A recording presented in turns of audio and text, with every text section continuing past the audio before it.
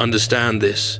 Every man stands one decisive step away from either commanding his future or surrendering to a system designed to keep him obedient, predictable, and harmless. Fortune, as I have written, governs half our lives, but the other half bends to the will of those bold enough to act.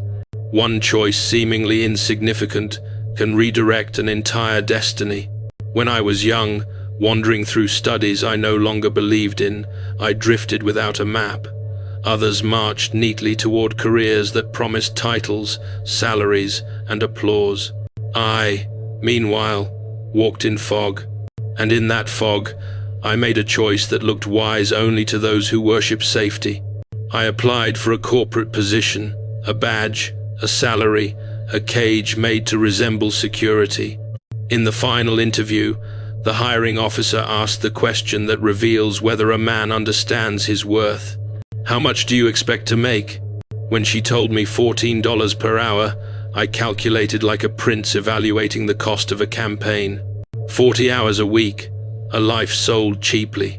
Meanwhile, a single weekend of my own labor freelance photography earned more than the entire week the corporation offered. One path demanded obedience. The other demanded skill and courage. I rejected the job. One refusal, a single stroke, altered the course of my fate. I have long taught, a leader must choose the lesser evil or refuse the illusion of safety altogether. Life is not a straight road. It is more akin to a pinball machine.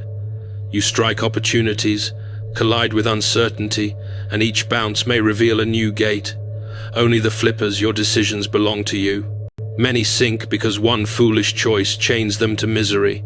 A job that devours time, debts taken for vanity, commitments that drain the spirit.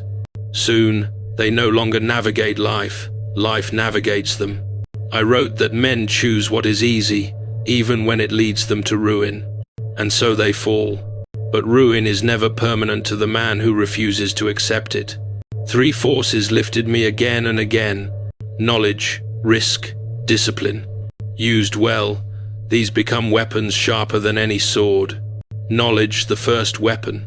Irony governs the lives of men. My parents, who wanted an architect, put in my hands a book about wealth, ownership, and rebellion, the very things they never wished me to pursue. During a storm, alone in a silent corporate building running on dying generators, I opened that book. I detested reading, yet I devoured every page. And my vision sharpened. Knowledge turns a child into a strategist. It reveals the machines of wealth, the traps of pleasure, and the architecture of power. But knowledge alone does nothing. To wield it, one must confront the second weapon. Risk, the tax every ambitious man must pay. Fortune is a woman, and she favors the bold. If you wish to command her, you must strike decisively, not recklessly, but with force. My early ventures left scars. A collapsing real estate project, partnerships that exploded, decisions that bled me dry. But every scar was tuition. Every mistake was a tax paid to enter the arena of opportunity. The man who risks nothing commands nothing. He becomes a subject of those who dared more. Even my public work, the lessons, the videos, was never the master plan. My true domain was a financial media and research firm. Then the winds changed. AI reshaped the world. I have written, the leader who cannot adapt is destroyed by the changing winds of fortune. So we transformed the company into a fintech platform. We hired engineers, built systems, spent money long before a single coin returned. Men who fear loss call this madness. But kingdoms are not built through hesitation. Risk is not chaos, it is strategy. Discipline, the virtue that separates rulers from subjects. Knowledge sharpens the blade. Risk drives you into the battlefield. But without discipline, a man collapses under the weight of both. I wrote, a prince's strength is not brilliance but virtue, the disciplined force of will. Hard work is unavoidable, but working hard in the wrong direction is the labor of slaves. True power lies in effort placed where rewards compound across years, not minutes. There are two halves of wealth: income creation, wealth creation. Most men master only the first. The moment wealth touches their hands, they offer it to their desires, a tragic sacrifice.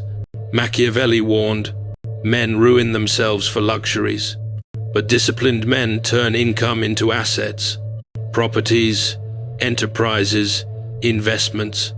Assets are soldiers. They fight on your behalf long after you have stopped fighting. I purchased rental properties during the ashes of a financial crisis. Fear ruled the streets, which meant opportunity hid within them. To this day, those assets pay me for a decision I made once. Most men work for survival. The few work for multiplication. Trajectory, the final secret of power. The greatest illusion is that life changes through a single miracle. It does not. Lives change through trajectory. One shift leads to another, then another, until decades later, the man is unrecognizable even to himself. But decline works the same way.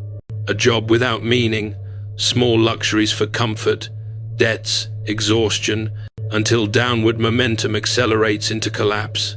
As I wrote, a wound untreated grows worse with time. Men try to soothe decline by purchasing symbols of the life they wish they lived. These symbols become chains, but redemption requires only one thing: a shift in direction. Change your knowledge, change your appetite for risk, change your discipline. Those three combined reshape destiny slowly, then suddenly. Yes, it is painful. Yes, it requires rebellion against habit. Yes, you will be mocked, doubted, misunderstood. But remember, the masses follow habit, not reason, and the masses suffer for it. Success is not the path of the many, it is the path of the few, the minority, those willing to act with intention when others drift. I have failed more times than most dare attempt, but the small number of victories, those few strikes, shifted my trajectory upward forever. 10 years of correct direction will build a kingdom the old you could scarcely imagine. Not luck, not genius, just the compounding of deliberate moves. And if these words sharpened your mind, then do what princes do. Spread them to those worthy of rising beside you.